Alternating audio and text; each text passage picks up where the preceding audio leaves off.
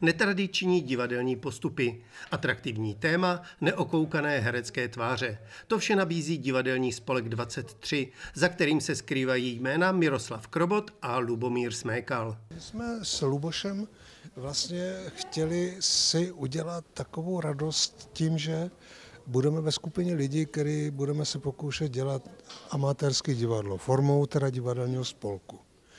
Nevěděli jsme vůbec jak, ale jenom jsme prostě chtěli nějak jakoby naše nějaké zkušenosti, které máme ze svých profesí, jako se podělit s těma lidma. A vznikla vlastně společenství a zhruba 15 nebo 18 lidí.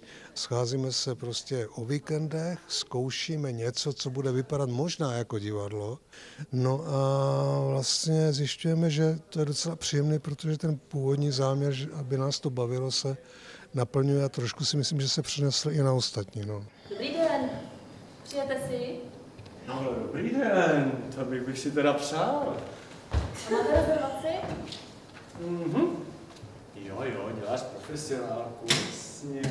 Představení Zpráva pro Minervu 2 dává divákovi možnost nahlédnout do starobylého hotelu a prostřednictvím 14 příběhů také do několika duší. Oni měli vlastně jako první úkol, takový velký, připravit vlastně nějaký svý monology nebo dialogy, který jako návrh vlastně pro jako nějakou fantazii svoji, že, kterou jsme potom použili jako v rámci toho scénáře, který jsme už nějakým způsobem tvořili. A vlastně byly to témata, které je sami osobně jako zajímají, nebo ke kterým chtěli něco říct. Nespomaluj, Vojto, nespomaluj.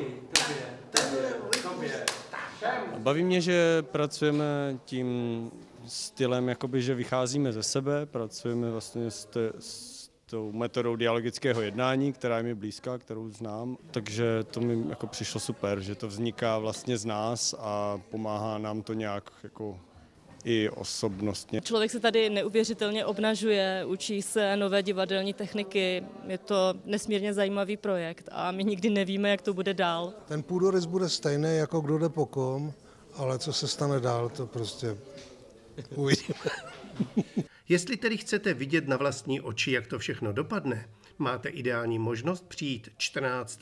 a 15. října v 19:30 do divadelního sálu K3 konviktu Uměleckého centra Univerzity Palackého v Olomouci. Je to ten jednolůžák se slevou.